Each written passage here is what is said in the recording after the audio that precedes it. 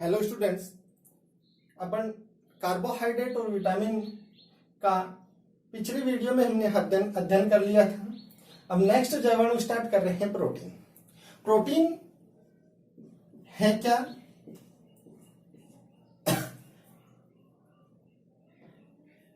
कौन कौन से तत्वों से मिलकर बने होते हैं? तो इसका सबसे पहले अपन परिभाषा लिखें या समझें।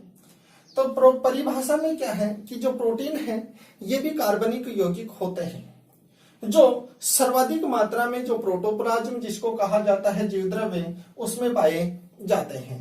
जो प्रोटीन है ये कार्बन, हाइड्रोजन, ऑक्सीजन एवं नाइट्रोजन तत्वों से क्या होते हैं मिलकर बने होते हैं। अर्थात प्रोटीन में कार्बन, हाइड्रोजन, ऑक्सीजन एवं नाइट्रोजन तत्व पाए जाते हैं। लेकिन अधिकांश प्रोटीनों यानी इनके अतिरिक्त अधिकांश जो प्रोटीन है उनमें सल्फर तत्व भी पाया जाता है। ठीक, उसके बाद में क्या है कि जो प्रोटीन है ये जैव बहुलक होते हैं। अर्थात जब बहुलकों का उत्पत्ति के आधार पर वर्गीकरण किया जाता है तो वर्गीकरण का जो पहला टॉपिक है जैव बहुलक, तो प्रोटीन जैव बहुलकों की श्रेणी में आता है। और जब बहुलक है तो ये एकलक इकाइयों से मिलकर के बने होते हैं। तो इनके जो एकलक इकाई होती है ये एमिनो अम्ल होती है। अर्थात प्रोटीन एमिनो अम्लों के बहुलक होते हैं। अब एमिनो अम्लों के बहुलक होते हैं तो एमिनो अम्ल क्या है? तो एमिनो अम्ल, एमिनो अम्लों की परिभाषा जानने से पहले यानी डिस्कस करने से पहले अपन इसकी सामान्य संरचना का अध्ययन करते हैं। तो एमिनो जो अम्ल है उसको जब सामान्य स्ट्रक्चर के द्वारा प्रदर्शित किया जाता है तो एमिनो अम्लों की सामान्य संरचना है ये। इस सामान्य संरचना को जब देखते हैं तो यहाँ पे देखो एक तो है आर समूह, एक NH2, एक कार्बोक्सिलिक समूह और एक हाइड्रोजन। जब एमिनो अम्लों को परिभाषित करें तो यहाँ पे देखो कार्बोक्सिलिक समूह एक भी हो सकता है तो एक से अधिक, और NH2 जो क्षारीय समूह एमिनो समूह है ये भी एक से अधिक हो सकता है।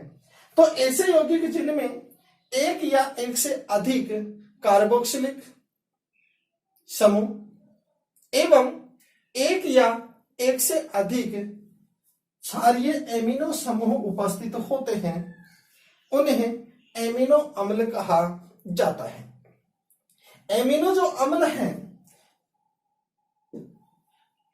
उनके द्वारा प्रोटीन का निर्माण होता है। तो विभिन्न प्रकार के एमिनो जो अम्ल हैं उनमें अंतर इन आर समूह के कारण पाया जाता है। ये जो है ये है एमिनो अम्लों की सामान्य संरचना। ये तो हो गए एमिनो अम्ल। उसके बाद में क्या है कि जो एमिनो अम्ल है उनको उभयधर्मी या एम्फोटेरिक यौगिक कहा जाता है। क्यों कहा जाता है एम्फोटेरिक या उभयधर्मी, किसे कहते हैं? तो यहाँ पे देखो कि एमिनो अम्लों की सामान्य संरचना को देखने से पता चलता है कि इसमें एक तो है कार्बोक्सिलिक समूह जो क्या है अम्लीय समूह, और एक है NH2 समूह, ये क्या है क्षारीय समूह।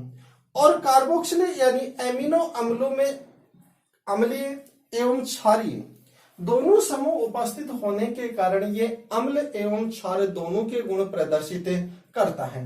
और दोनों के गुण प्रदर्शित करने के कारण एमिनो जो अम्ल है उसे उभयधर्मी या एम्फोटेरिक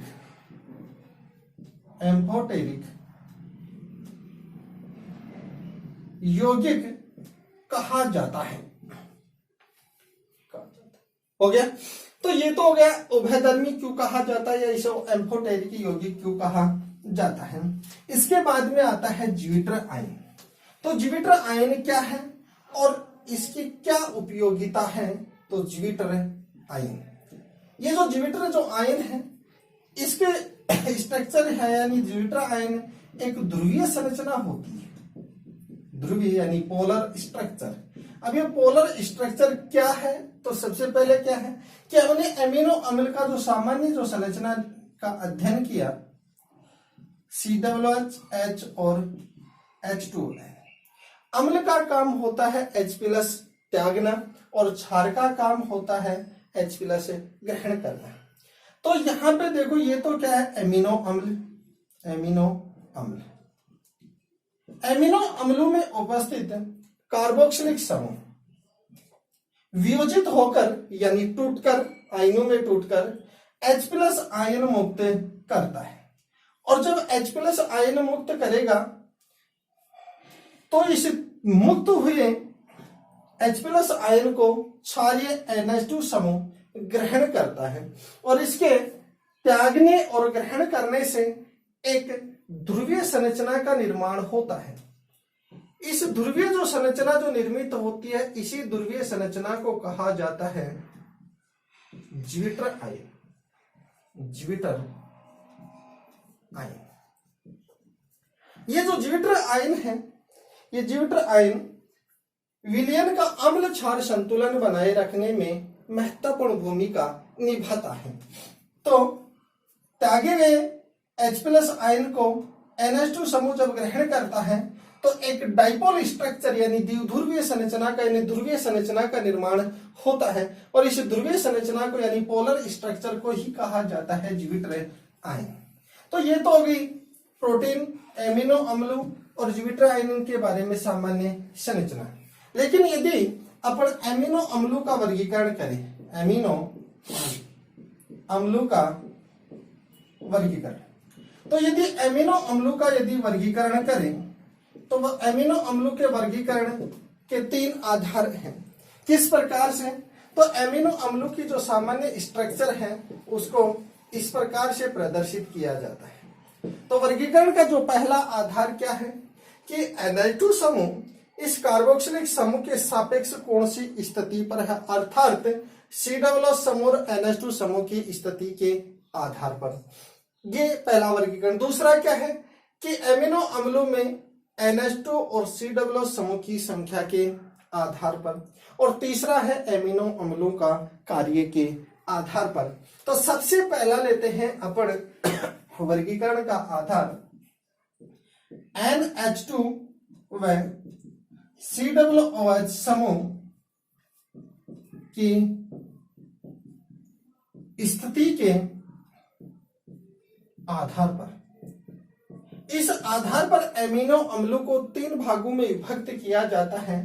पहला है अल्फा एमिनो अम्ल।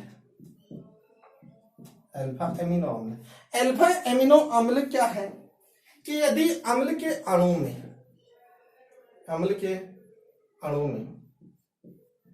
COOH समूह के सापेक्ष यदि NH2 समूह अल्फा स्थिति पर अल्फा कार्बन होता क्या है, तो अम्ल के अणु में यदि कार्बोक्सिलिक समूह जिस कार्बन से जुड़ा होता है उसे कहते हैं अल्फा।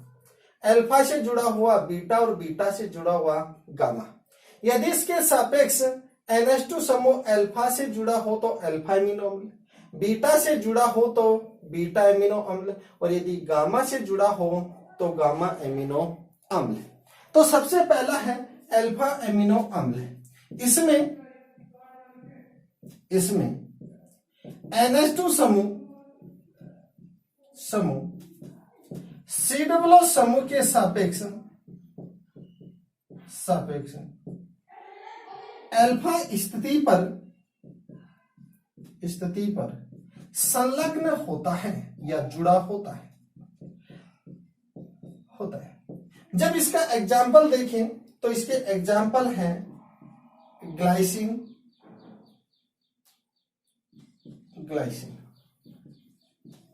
और सेकंड है एलेनिन। ग्लाइसिन है, ये सबसे सरलतम एमिनो अम्ल है। स्ट्रक्चर देखें तो H2N CH2COOH, लेकिन एलेनिन की जब संरचना देखें तो NCCH3COOH। यहां पे देखो क्या है, अल्फा का उदाहरण है कि नहीं, तो COOH समूह जिस कार्बन से जुड़ा हुआ है अल्फा, अल्फा पर क्या जुड़ा हुआ है एमिनो समूह, तो ये अल्फा एमिनो अम्ल। इसमें भी देखें तो यहाँ पे देखो COO समूह इससे जुड़ा होता है अल्फा से एमिनो समूह, तो ये तो हो गया अल्फा एमिनो अम्ल। इसी प्रकार यदि अपन देखें बीटा एमिनो अम्ल, तो बीटा एमिनो अम्ल होता क्या है, बीटा सेकेंड। इसमें यानी ऐसे एमिनो अम्ल जिनमें NH2 समूह COO समूह के सापेक्ष बीटा स्थिति पर जुड़े हों। बीटा स्थिति पर जब जुड़े हों तो इसका उदाहरण H2N CH2CH2COOH। अल्फा, बीटा और गामा ये जब कार्बोक्सिलिक अम्ल का साधारण नाम पद्धति से नामकरण किया जाता है तो प्रतिस्थापियों की स्थिति को प्रदर्शित करने के लिए या इसकी स्थिति को प्रदर्शित करने के लिए अल्फा, बीटा और गामा का प्रयोग किया जाता है। तो इसमें अगर देखें तो ये तो हो गया अल्फा और ये हो गया बीटा। जब बीटा है तो बीटा पर क्या जुड़ा हुआ है, एमिनो। और साधारण नाम पद्धति में जब कार्बोक्सिलिक समूह का यानी कार्बोक्सिलिक अम्लों का नामकरण करते हैं तो अणु में एक कार्बन हो तो पूर्व लगन लिखते हैं फॉर्म, 2 हो तो एसिड, 3 हो तो प्रोपियोन और 4 हो तो ब्यूटर, और अनुलग्न जोड़ते हैं इक अम्ल। तो यहां पे देखो अणु में 2-3 कार्बन है तो पूर्व लगन प्रोपियोन, अंत में जोड़ेंगे इक तो प्रोपियोनिक अम्ल, प्रोपियोनिक अम्ल।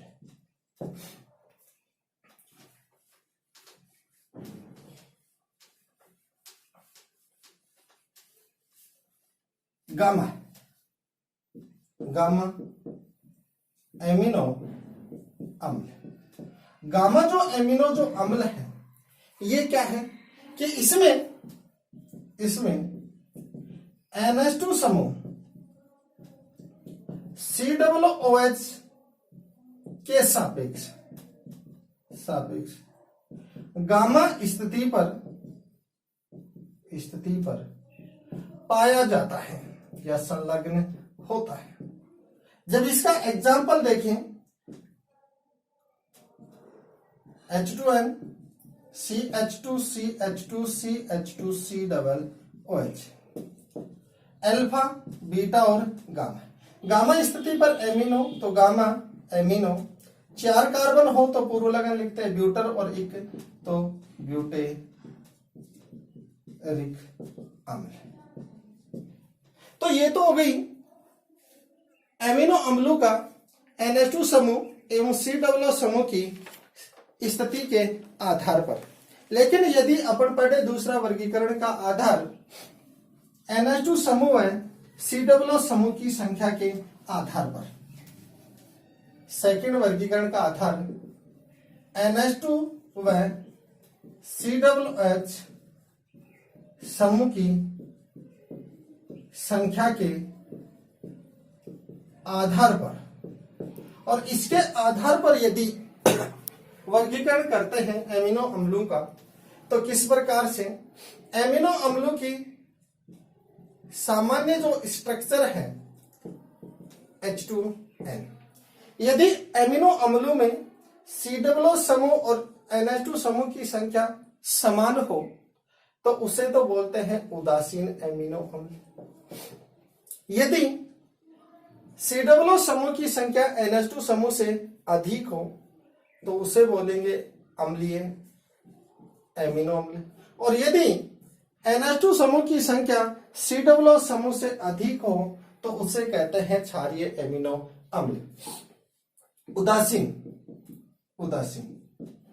एमिनो अम्ल। उदासीन एमिनो अम्ल में क्या होगा कि COO समूह और एमिनो जो समूह है उनकी संख्या बराबर होती है, या ऐसे एमिनो अम्ल जिनमें कार्बोक्सिलिक समूह तथा एमिनो समूह की संख्या बराबर होती है, अर्थात दोनों समान संख्या में पाए जाते हैं। यदि अपन उदाहरण देखें तो अभी वर्गीकरण में पढ़ क्या है, NH2 समूह और COO समूह की स्थिति के आधार पर एक एग्जाम्पल लिया था ग्लाइसिन।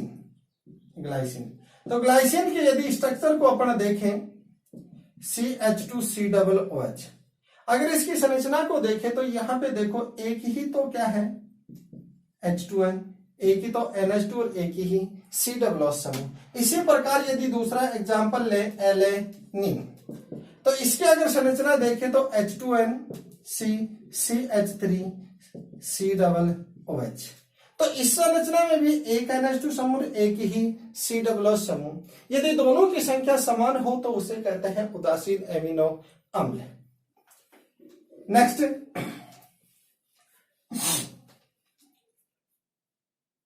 अम्लीय एमिनो अम्ल। और अम्लीय जो एमिनो जो अम्ल है उसमें COOH समूह की संख्या ग्रेटर देन NH2 की संख्या, कि ऐसे एमिनो अम्ल जिनमें कार्बोक्सिलिक समूह की संख्या NH2 समूह से क्या होती है, अधिक होती है, उसे कहा जाता है अम्लीय एमिनो अम्ल। और अम्लीय एमिनो अम्ल है उसका जब उदाहरण देखेंगे तो होता है एक एस्पार्टिक अम्ल, एस्पार्टिक। और जो एस्पार्टिक जो अम्ल है जब इसकी स्ट्रक्चर देखें तो COOH CH CH COOH और NH2। यदि इसकी संरचना का अध्ययन करें तो इसकी संरचना में COOH समूह 2 जबकि NH2 समूह कितना है, 1। और हमने लिखा है कि यदि COOH समूह की संख्या NH2 समूह से क्या हो, अधिक हो, तो ऐसे जो एमिनो अम्ल होते हैं उन्हें अम्लीय एमिनो अम्ल कहा जाता है। तीसरा है क्षारीय एमिनो अम्ल। और क्षारीय जो एमिनो अम्ल हैं उनमें COOH समूह की संख्या क्षारीय एमिनो समूह की तुलना में क्या होती है, कम होती है। अर्थात ऐसे एमिनो अम्ल जिनमें कार्बोक्सिलिक समूह की संख्या एमिनो समूह की संख्या से क्या होती है, कम होती है, क्षारीय एमिनो अम्ल कहलाते हैं। एग्जाम्पल देखें तो एग्जाम्पल है लाइसिन। और लाइसिन का जब देखें तो 1 2 3 4 5 और COOH, NH2 और H2N, CH2 CH2 और CH2। यदि इसके स्ट्रक्चर को देखें तो NH2 समूह की संख्या 2 और COOH समूह की संख्या 1। तो ये कौन सा श्रेणी में है, क्षारीय एमिनो अम्ल। अर्थात ऐसे एमिनो अम्ल जिनमें क्षारीय NH2 समूह की संख्या अम्लीय कार्बोक्सिलिक समूह की तुलना में क्या होती है, कम होती है, क्षारीय एमिनो अम्ल। वर्गीकरण का जो तीसरा आधार है वो है कार्य के आधार पर। और कार्य के आधार पर जब एमिनो अम्लों का वर्गीकरण करते हैं तो कार्य के आधार पर एमिनो अम्लों को 2 भागों में बांटा जाता है। थर्ड, 2 भागों में जो बांटते हैं तो पहला है अनिवार्य एमिनो अम्ल और सेकंड है अनिवार्य एमिनो अम्ल, जिसका डिस्कस अपन नेक्स्ट वीडियो में करेंगे।